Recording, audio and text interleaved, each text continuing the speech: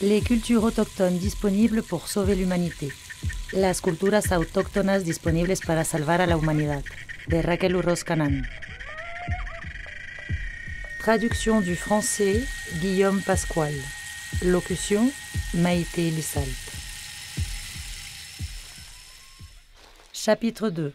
Développement économique et organisation sociale des peuples mésoaméricains. Chemin et commerce. La grande variété écologique de ce territoire a provoqué la création de circuits d'échanges commerciaux entre les différents peuples. Cela a eu pour but d'ajouter aux produits de chaque contrée une complémentarité de biens. D'abord, les villages ont organisé des marchés, puis des marchands spécialisés sont sortis des quartiers. Et de là sont nés les pèlerinages pour célébrer des foires et établir des sanctuaires. L'échange régional et le trafic interrégional sur de longues distances a ensuite commencé et a constitué un système de routes qui a finalement articulé toute la région mésoaméricaine. Les routes étaient des instruments pour faire circuler les relations, les idées, les produits et les connaissances, et pour être parcourues par des chargeurs à pied appelés tamemes, qui, avec le mecapal, instrument de portage, traversaient des montagnes et des vallées, touchaient les côtes et descendaient dans les plaines et les tropiques. C'est grâce à un système de relais que l'on avançait en moyenne 25 km par jour et que l'on transportait environ 23 kg sur le dos pour établir des contacts avec d'autres villages. Après une trentaine de kilomètres, les changements climatiques et de végétation se faisaient ressentir, ce qui permettait d'avoir accès à une diversité de produits tropicaux et de matières premières propres, à des zones présentant des formes d'écologie différentes. Ainsi, le coton, le sel, le piment, une variété de fruits ou de fleurs étaient des produits de certaines zones naturelles et demandés par les hauts plateaux ou les zones froides. Pour leur transport, des fleuves navigables tels que l'Usumacinta furent utilisés depuis les temps très lointains comme grands couloirs, le Candelaria, le Papaloapan ou le Coatzacoalcos. Reliaient des régions de diversité écologique et servaient à déplacer des canoës chargés de biens.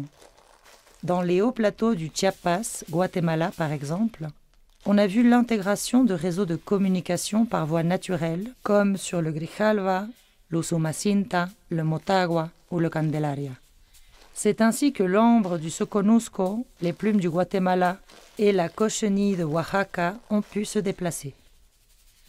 La variété des biens naturels a donné lieu à l'expression matérielle de leur vision du monde, et la façon dont ils ont compris et construit le monde s'est incarnée dans de grandes réalisations artistiques, architecturales et technologiques, comme les routes et le commerce.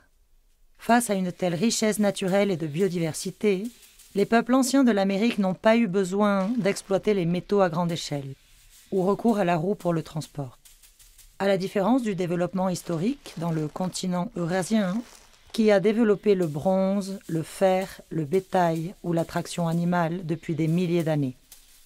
Les cultures indo-américaines ont eu leur propre évolution culturelle, dans laquelle l'ensemble des besoins était pleinement satisfait. Grâce aux voies de distribution et à la fabrication d'objets, elles ont pu communiquer et intégrer leur culture. Ces peuples ont accordé la même valeur, les mêmes usages et les mêmes significations à leur culture matérielle qu'à leurs besoins pratiques d'ordre matériel et spirituel. Dans le monde mésoaméricain, il existait un réseau de communication composé de divers systèmes de routes. Ce réseau permettait le trafic tant de matières premières que de certains biens de luxe, reliant ainsi les différentes régions du territoire. L'obsidienne, par exemple, était une technologie lithique fondamentale qui se déplaçait du Honduras et du Guatemala vers le reste de la zone culturelle. La jadéite, estimée comme pierre précieuse hautement symbolique, provenait du bassin du Motagua, ou le cacao qui se déplaçait de la côte du Pacifique vers le reste du territoire mésoaméricain. En fait, l'un des plus anciens villages spécialisés dans le commerce de longue distance était Chontal, village maya qui reliait le plateau central aux terres du sud, par des ports d'échange, soit à l'intérieur du Petén, ou bien sur les côtes du Golfe et des Caraïbes, de Cozumel, Tulum et Chetumal, à certains ports au Honduras. De même, au début du développement historique mésoaméricain, certaines frontières ont été atteintes en termes d'obtention et d'exploitation de biens divers. Vers le nord, pour ne citer qu'un exemple, la turquoise circulait depuis Chaco Canyon, dans le bassin du Colorado, jusqu'à Alta Vista et à la Quemada Zacatecas, et de là à Teotihuacan. Aussi, elle pouvait circuler depuis l'Arizona par Casas Grandes et Paquimé dans le Chihuahua, et Schroeder à Durango. Puis le reste de la distribution passait par la Mixteca poblana, Chichen Itza jusqu'au Costa Rica. Urbanisme et gestion de l'eau. Le mouvement des négociants des matières premières et des produits manufacturés se concentrait dans les centres commerciaux et les capitales politiques, d'où partaient des routes formant des réseaux régionaux et suprarégionaux, établissant les connexions économiques, culturelles et industrielles nécessaires. Ce développement est bien sûr lié à l'urbanisme, autre grande réussite mésoaméricaine. Les villes et leurs édifices sont le résultat d'architectes qui ont planifié et construit de grandes villes avec des centres cérémoniels faits de roches volcaniques basaltiques, andésitiques et granitiques. En outre, la gestion de l'eau a joué un rôle essentiel dans le développement social des grandes villes d'Amérique centrale. Les ouvrages hydrauliques et l'ingénierie agricole ont permis d'atteindre des niveaux élevés de productivité et par conséquent de grands centres de concentration de population autour de centres cérémoniels. Teotihuacan, avec son réseau de canaux d'eau potable et ses tracés réguliers, qui régissaient et distribuaient le reste de l'espace urbain en centres administratifs, palais cérémoniels et quartiers multiethniques, est un exemple de grand urbanisme. En fait, tout au long de l'histoire ancienne du Mexique, il y avait une succession de systèmes agricoles de plus en plus intenses et sophistiqués, qui ont permis l'utilisation appropriée des réservoirs d'eau pour le semis et la culture des terres, y compris la capacité de générer un cycle de production après l'autre. Pas seulement temporaire, mais aussi à partir de cycles d'irrigation. On peut prendre comme exemple ce qui s'est passé à partir des conditions naturelles dans l'altiplano central. Ce genre de plano central est structuré par des montagnes et des volcans qui sont reliés à des vallées adjacentes et qui, de là, rejoint les basses terres et les littoraux des deux côtes. Vers l'intérieur, le bassin du Mexique a été autrefois fondé, dans sa structure géographique, principalement par les eaux. Elles ont permis au peuple de développer des techniques pour l'irrigation des zones fertiles. Il s'agissait d'une culture hydraulique composée principalement par des canaux et des terrasses, et qui a permis d'atteindre un point culminant dans le développement urbain. Même dans le cas des sols secs, les excréments humains étaient utilisés comme engrais. Et dans le cas des sols marécageux, on a construit des chinampas, ce qui permettait de créer une grande variété de cultures. La vallée du Mexique, transformée en bassin, a développé un cycle hydrologique autour duquel s'écoulent les pluies des pentes des montagnes qui l'entourent. D'une part, elles s'infiltrent dans des substrats et d'autre part, elles apparaissent sous forme de sources. Les deux formes liquides nourrissaient les nappes phréatiques et aquifères fermés. De sorte que le système fluvial du bassin ne formait pas de rivières, mais plutôt des courants qui alimentaient des affluents pour créer des fissures et des ravins, qui produisaient des ruisseaux qui pouvaient même s'évaporer, tandis que les sels restaient accumulés sur des milliers d'années. Ainsi, à partir du lac de Texcoco comme axe directeur du paysage du bassin, un écosystème général a été culturellement configuré. La diversité écologique s'est corrélée à des visages lacustres et riverains. Ceux-ci ont profité de biens divers, généralement agricoles, mais aussi provenant des lacs, de la forêt et de différentes niches environnementales. Par ailleurs, des gisements de chaux étaient cultivés dans les plaines côtières, tandis qu'au sud du bassin, le régime des pluies et la température étaient favorables à la culture de plantes arables. C'est le cas du maïs, du piment et des haricots, que l'on cultivait abondamment autour des villages ruraux et des îlots de la Chinamperia. Par ailleurs, des villages montagnards se sont étendus, en cultivant des champs de maguey, de nopal et d'agave, sur les sols secs des versants rocailleux. Les pentes des montagnes aux alentours en étaient recouvertes et les courants et les sources étaient canalisés en terrasses agricoles. Aujourd'hui encore, il est possible d'en reconnaître des traces à Milpa Alta, par exemple. Les peuples indigènes et leur coexistence avec la terre et l'eau, en tant que binôme inséparable, nous donnent une leçon de vie, de survie, de soins prodigués et de conservation. Ils nous racontent un lien tissé et équilibré avec l'environnement, respectueux de leur habitat. De nos jours encore, les sources naturelles sont traitées de telle sorte qu'elles ne sont pas surexploitées, grâce à une relation saine. Ces espaces sont considérés comme une partie constitutive de la maison, du foyer de tous les êtres vivants. On n'intervient pas avec des technologies invasives ou une industrie polluante, surtout parce qu'il n'y a pas de but lucratif. Le dialogue avec les éléments naturels est pris au sérieux et de manière formelle, et responsable à travers le langage rituel. Le but unique est de faire que la nature soit la plus précieuse des alliés et une compagne pour la vie future. Le quartier, base de l'organisation économique, politique et sociale indigène. Les villages ou localités internes des sites urbains du centre du Mexique étaient appelés calpoyi, segments territoriaux qui, en tant qu'unité de base de la cohésion sociale, intégraient une communauté paysanne formée de Macehualtin, ou de gens ordinaires organisés en familles élargies. Sa nature corporative permettait à chaque quartier de se constituer autour d'un dieu patron et d'une profession selon des normes collectives. Ils étaient liés sur la base d'une origine ou d'une ascendance mythique commune de la part de la lignée dirigeante, tandis que pour les membres du calpoyi, ils pouvaient varier dans leurs composantes ethniques et cohabiter. Ainsi, sous un système politique comprenant des terres et des paysans, la communauté s'organisait le long d'une étendue de terres déterminée, mais étendue sur le paysage environnant. Ainsi, dans l'organisation de l'espace, le calpoyi n'était pas un territoire défini, car il n'avait pas de frontières administratives. Au contraire, les calpoyi étaient une combinaison de communautés urbaines et rurales, comprenant le milieu bâti et le milieu naturel environnant.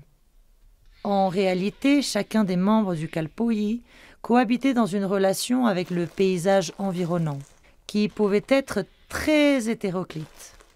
La plus grande unité au niveau régional était appelée Alteps et contenait plusieurs quartiers interconnectés entre eux, dans une sorte de seigneurie ou ville-État. Bien qu'implantation politique majeure, il ne semblait pas y avoir de réglementation et de limites claires. Toutefois, des éléments sociaux et naturels combinés en formant un paysage rituel où se déroulaient les pratiques religieuses et où tous les éléments de la nature qui les entouraient étaient intégrés dans une géographie sacrée. La persistance de ce modèle social collectif est encore perceptible par le rituel pratiqué dans les communautés de tradition autochtone. D'un point de vue culturel, les peuples du Mexique marquent et façonnent encore leur environnement pour établir un lien avec leur puissance. Les significations symboliques prennent tout leur sens dans la concrétisation d'un retour mutuel entre les parties.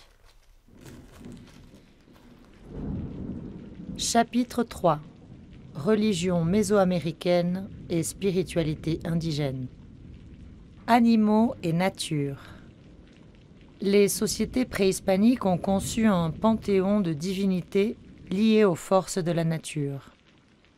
En général, le culte antique vénérait chacun des êtres vivants et des éléments physiques dans un ordre rituel et une structure annuelle de fêtes qui corrélaient des cycles naturels avec des activités sociales.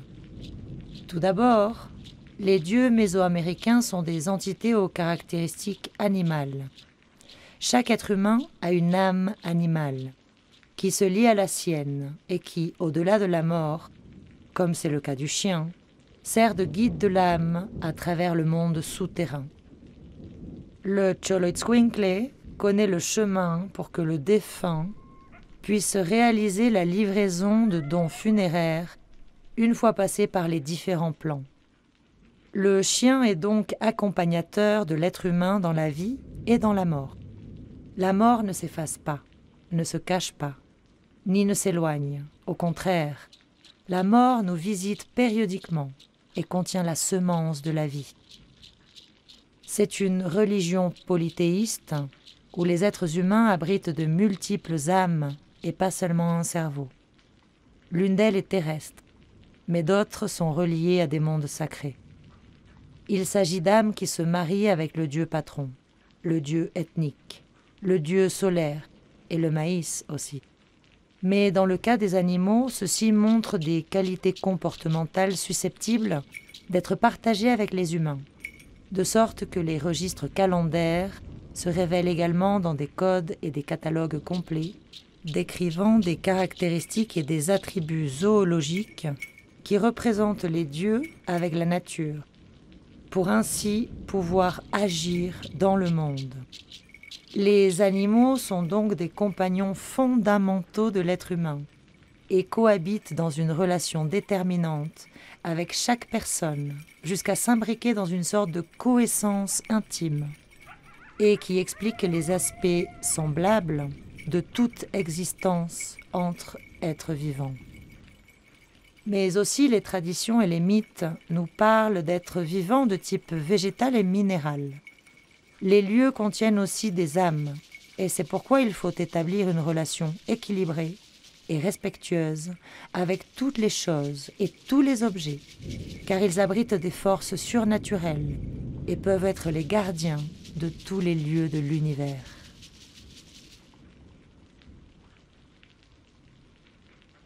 Cependant, les créatures et toutes les entités qui peuplent le monde ne sont ni supérieures, ni inférieures, ni éternelles, et n'exigent pas de subordination.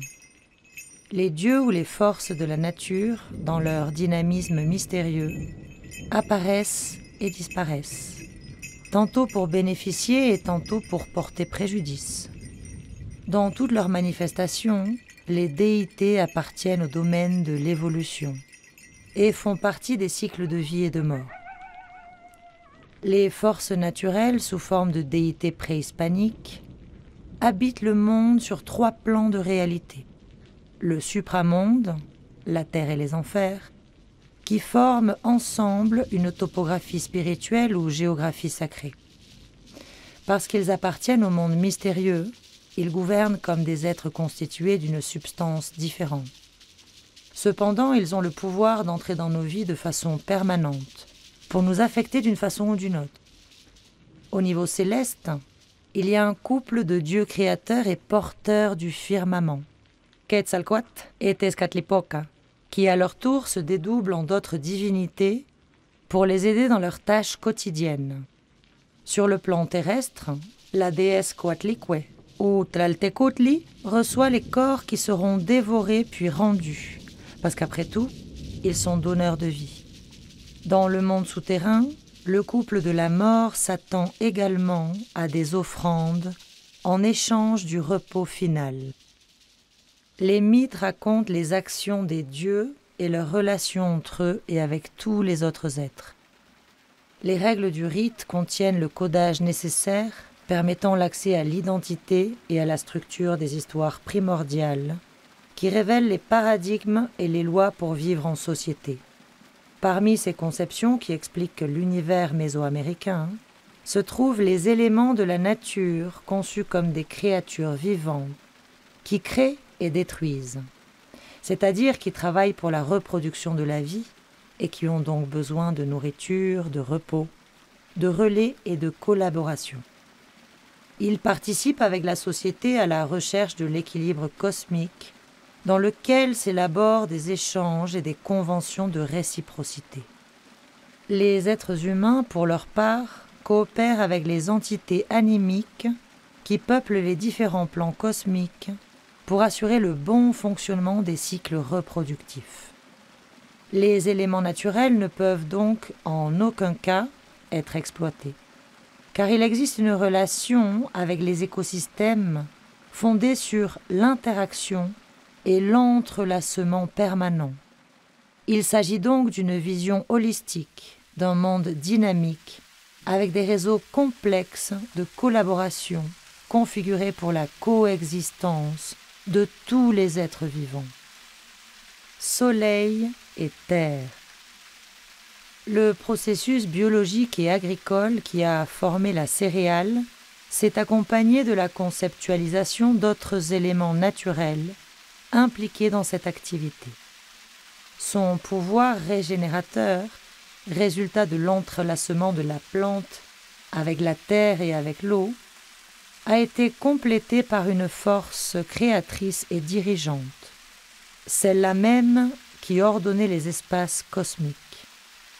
Il s'agit du Soleil et de ses mouvements dans le ciel. Ces déambulations cosmiques tracent un carré original, comme s'il s'agissait des frontières de l'univers, et à l'intérieur de celui-ci, un centre, où les régions de l'univers se croisent. On concevait donc l'univers comme un espace géométrique qui se reproduisait à de multiples échelles terrestres, mais également dans l'espace concret, plus limité et familier qu'est la milpa. Le territoire était également représenté par le mouvement apparent du Soleil, avec ses trajets et ses limites le long du firmament.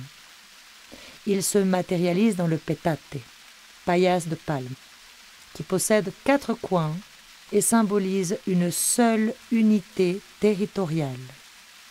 Toute la surface de la Terre est représentée comme entourée d'eau. C'est la Nawak. La Terre et le Soleil étaient donc les 2 forces génitrices de la plante. Et grâce à eux, on pouvait concevoir les origines du cosmos dans sa totalité. Ainsi naissait dans la civilisation mésoaméricaine le dieu du maïs. Il était associé au souverain qui devait équilibrer cette relation entre les êtres humains et les forces de la nature, pour la reproduction permanente et le bien-être du groupe social. Vie et mort. La Terre était conçue comme un être vivant qui ouvrait périodiquement ses entrailles pour recevoir la semence et la convertir en fruit. Ainsi, dans une sorte de dyade ou triade avec la pluie, la plante de maïs en conjonction avec la terre ont constitué les éléments indispensables dans la pratique agricole. Ainsi, que ce soit l'un de ces éléments séparément ou l'ensemble du processus, ils symbolisaient indistinctement la création, incluant la mort et la résurrection de la vie, ou en d'autres termes, la fertilité absolue.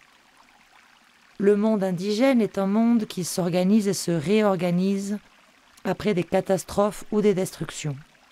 Le monde est donc le produit de créations répétées, transformées, mais toujours retravaillées sur la base des vestiges des ancêtres, qui doivent être vénérés. Quetzalcoatl nous a montré l'exemple et nous a légué un enseignement.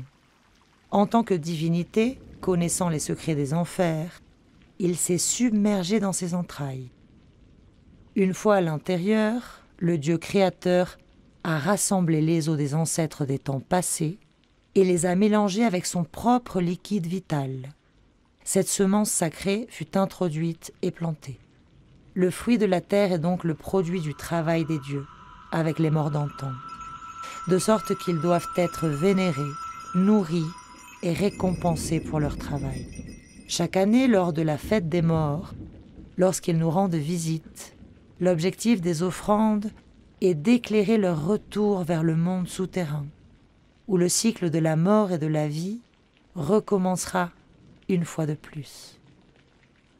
En réalité, il s'agit de la terre elle-même, qui en tant qu'être vivant et générateur de vie, prend dans ses bras les progéniteurs des peuples, aussi bien que les morts qui reviennent en leur sein.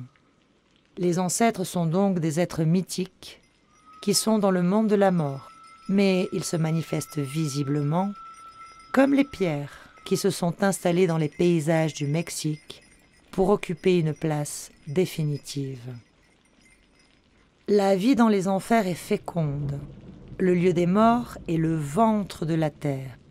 Et la mort est donc une nécessité cosmique par excellence. Les mythes racontent que la grande majorité des gens rejoignaient le Mictlán à leur mort. Mais il y a d'autres endroits dans le monde où les morts étaient également distribués. Des endroits différents comme des maisons ou des dépôts, d'où ils pouvaient agir et contribuer à l'énergie vitale nécessaire au moteur de l'univers. C'est seulement à la fin, avec la décomposition du corps, qu'arrive la régénération sous de nouvelles formes.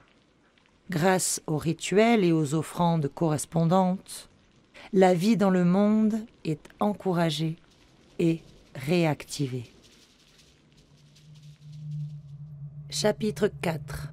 Les cosmovisions des peuples originaires du Mexique.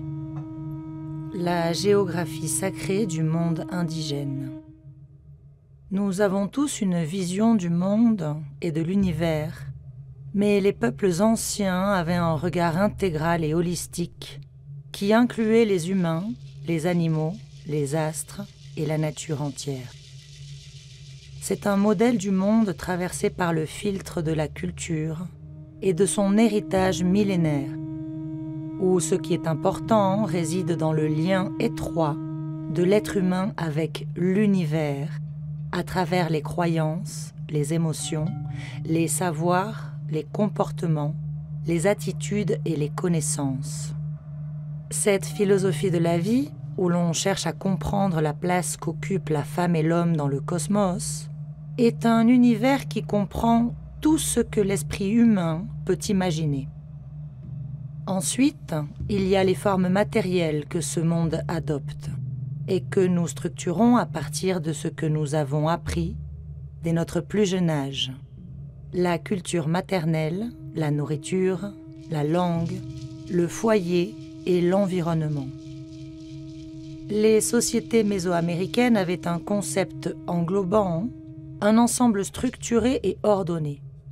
Pas seulement au sens religieux, mais plutôt dans un contexte de connexion avec l'environnement qui incluait le ciel et les eaux, d'où le culte des éléments de la nature, comme les collines ou les grottes par exemple.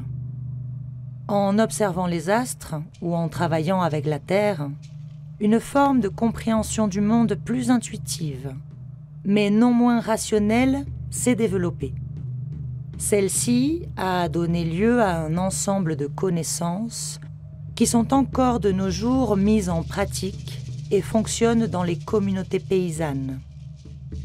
Toute l'interprétation que nous donnons au fonctionnement du monde fait partie d'un besoin de comprendre l'humanité dans son environnement. Sous toutes les latitudes, les communautés humaines ont commencé un processus de construction de la vision de l'univers partagé.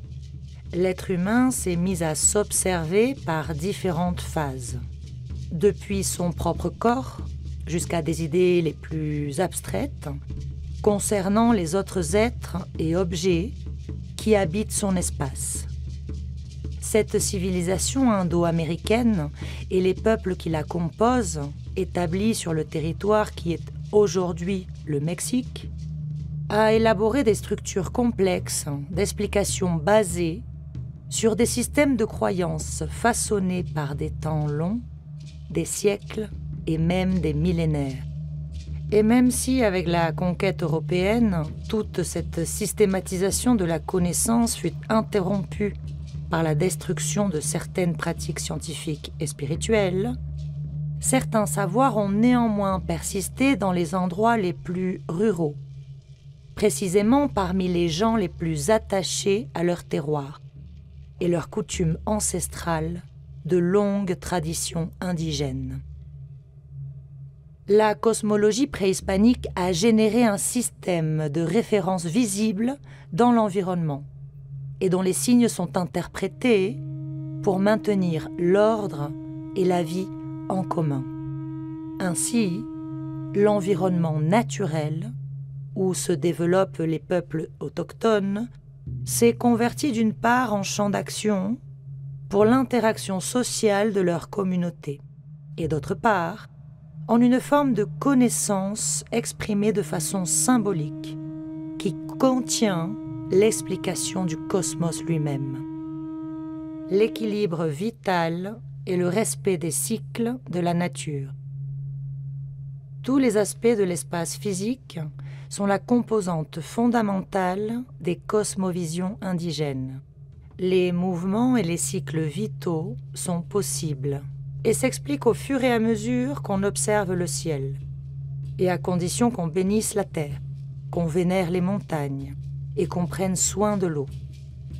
Tout le monde matériel est un complexe, une unité cosmique, un circuit par lequel circulent le feu des volcans et les eaux de la mer, les sources et les rivières, les lagunes et les pluies contenues dans les nuages tout au long de leur déplacement.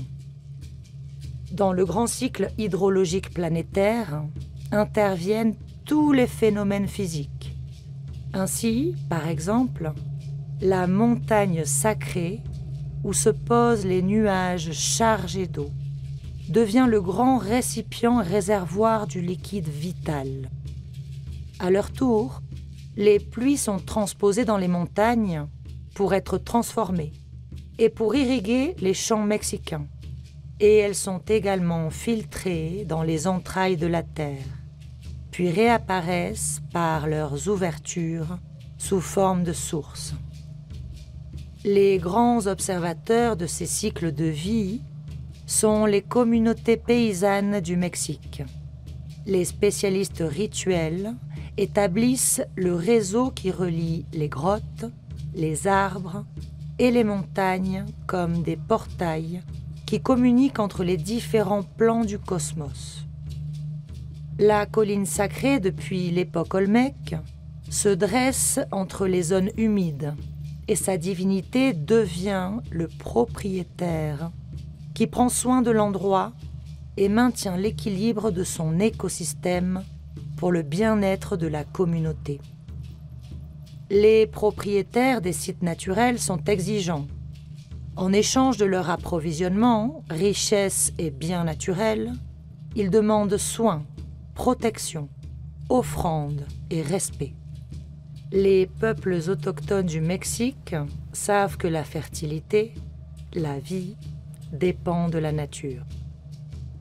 La montagne renferme les denrées et son propriétaire, Tlaloc, est celui qui peut les partager et les distribuer périodiquement en exigeant, en échange, la collaboration active de toute la communauté.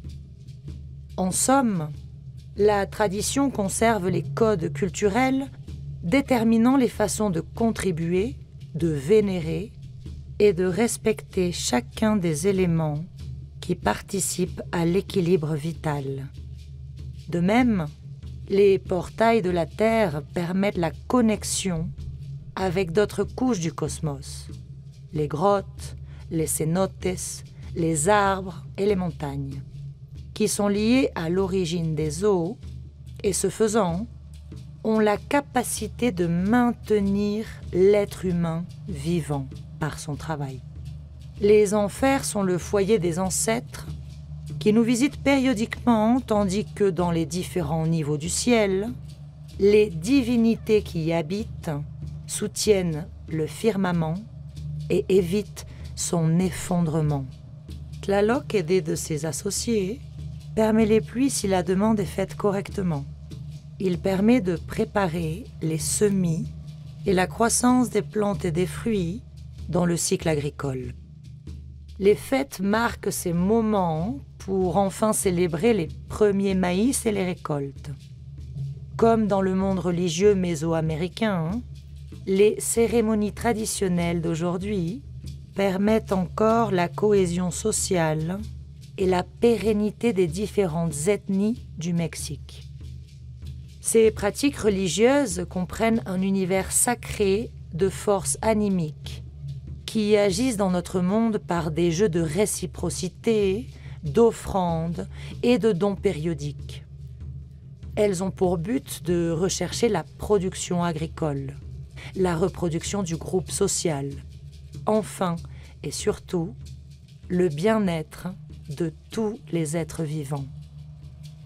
La religiosité populaire repose sur l'expérience pratique de tout ce qui se passe dans l'environnement physique, de sorte que le système de valeurs et de croyances des communautés dépend des connaissances découlant de cette relation.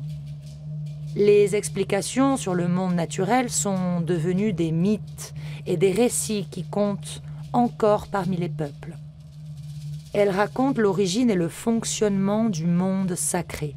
Dans l'explication de sa structure se trouvent les notions d'espace et de temps, les voies de l'univers, le ciel et la terre, l'eau et les collines, le climat et la météorologie. Les mythes fondateurs et les récits contemporains s'harmonisent avec le culte de la dualité des forces naturelles, dans le but d'interpréter le monde de manière organique, où nous participons et cohabitons toutes et tous. Les cosmovisions des peuples autochtones ont jusqu'à présent un lien avec la nature qui leur permet de maintenir l'équilibre environnemental, soit pour contrôler, soit à défaut pour prévoir et réguler, dans la mesure du possible, certains phénomènes naturels. Surtout en révérant et en respectant les éléments et les événements du monde physique, comme s'il s'agissait d'un jeu de forces contraires. On leur permet d'agir en faveur du maintien de la vie sur la planète. Les cosmogonies indigènes le racontent ainsi. Le monde a été créé et l'humanité a été engendrée depuis une colline, une grotte, un arbre, ou depuis la terre elle-même sous forme de crocodile. De leurs mâchoires émergent les ancêtres pour commencer à compter le temps, depuis le jour de la création, pour ainsi célébrer le début de la vie. Les dieux ont créé le monde, les êtres vivants, et les lois qui les régissent en échange de recevoir en retour le contre-don, c'est-à-dire la vénération et l'offrande. De cette façon, les dieux et les êtres vivants travaillent et contribuent à leur existence dans le monde. C'est à travers le rituel que l'on vit avec la logique qui marque les mythes d'origine et les lois qui se dégagent du principe de dualité. Le jour et la nuit, le masculin et le féminin, le froid et le chaud, la vie et la mort. La réciprocité avec les entités sacrées qui peuplent le cosmos consiste à rendre des honneurs, à fournir de la nourriture et à attendre alors la rétribution de l'énergie vitale. Le mouvement qui permet l'alternance des forces opposées et qui génère le Nawiolin, le monde qui se déplace avec le vent. La pyramide, l'arbre, le volcan et le cosmos. La force de Huehueteot, ou le vieux dieu, apparaît lorsque les dieux de la création transforment le monde avec le feu, de façon à ce que le cosmos et ses habitants puissent vivre. Ils subissent des changements perpétuels, tels que les mouvements produits par les volcans actifs. La pyramide est son imitation. C'est la montagne artificielle qui représente toute la centralité du monde. Les bâtiments principaux d'un noyau urbain préhispanique sont un modèle du cosmos aussi. Le Tlachihualtépetl de Cholula représente la montagne sacrée que les mythes ont appelée Tonacatépetl. C'est le sommet divin des provisions qui gardent en lui le maïs et les eaux primordiales. Pour sa part, le temple majeur Huayteocalli de Tenochtitlan était la projection du mont sacré et une réplique matérialisée des composants du paysage environnant, du lac de Texcoco et du bassin du Mexique. Le cœur, maître et souverain de la montagne sacrée, était Tlaloc. Et comme dieu de la pluie, de la terre et de l'eau, ou du cycle hydrologique dans son ensemble, il résumait et réactualisait l'ancien culte paysan de la terre et englobait encore une fois les phases agricoles et la fertilité elle-même. Sous la montagne, il y avait des portails qui prenaient la forme d'une grotte d'où les sources d'eau jaillissaient. On croyait qu'à l'intérieur et sous la colline existait une grande cave à trésors, ou une troje, un grenier, qui gardait les richesses aquatiques comme les graines. C'était aussi une énorme gueule du monstre qui dévorait les biens et s'appelait Tamuanchan, ce qui veut dire lieu de brouillard, mais aussi le ciel et son homologue, le monde souterrain. Cet endroit est l'origine de tous les lieux. Chicomostoc, au Toyan, matrice d'où partent les peuples migrateurs, les lignées qui peuplent le territoire du Mexique. Il y avait aussi un paradis souterrain appelé Tlalocan, qui était la demeure du gardien des biens les plus précieux. Son souverain est le propriétaire de la colline. C'est le cœur de la montagne. D'une certaine manière, les fonctions de Tlaloc s'étendaient jusqu'au sommet des plus hautes collines du paysage et jusqu'au ciel, qu'il atteignait au moyen d'un arbre qui servait précisément de pont communicatif et de moteur alimentant et renforçant le mouvement des contraires, feu et eau. Il maintenait donc la stabilité du cosmos. Sacraliser les éléments naturels est une pratique et une croyance qui persiste encore de nos jours. Le paysage du bassin du Mexique, avec ses caractéristiques volcaniques et hydrologiques, est vénéré et son culte est résumé dans la figure de la montagne sacrée qui contient aussi à l'intérieur le feu et l'eau, qui permet le dynamisme du monde. Par exemple, le volcan Popocatépetl, surnommé affectueusement Don Goyo, doit être visité chaque année par les communautés voisines pour recevoir messages et dons à travers un échange d'offrandes dans un contexte rituel. Un autre exemple est l'arbre tordu, qui est creux. C'est un poteau ou aximundi qui permet de mobiliser les forces qui circulent dans le monde, du ciel jusqu'aux enfers. L'arbre du centre du monde peut être une touffe de maïs, au nahuehuete, une ceiba, et même un nopal, et projeté dans 4 directions, 4 dieux, 4 étages de maïs, 4 couleurs, 4 tlaloques ou 4 oiseaux qui portent et distribuent leurs bénéfices et leurs richesses naturelles à tous les peuples. Le temple représente l'axe central de l'espace cosmique. C'est un arbre sacré, Tamuanchan, qui pousse sur un lit de canaux d'eau, Tlalocan. Ils sont reliés par la surface terrestre, par un portail, une bouche de monstre ou un être crocodilien, Zipactitlaltecutli. Le temple, ou l'axe central qui relie les espaces cosmiques et qui comprend le ciel, la terre et les enfers, a 2 ouvertures, la grotte et les branches des arbres, où l'ensemble de la géographie sacrée est fixé et amarré. Le produit qui en découle sont les fleurs, qui représentent les différentes ethnies qui poussent pour se disperser et se préparer à peupler les régions et prendre leur propre place dans le monde guidé par le Dieu patron de l'humanité. Quetzalcoatl. Les peuples autochtones du Mexique vénèrent la terre entière, mais depuis une échelle modérée et locale.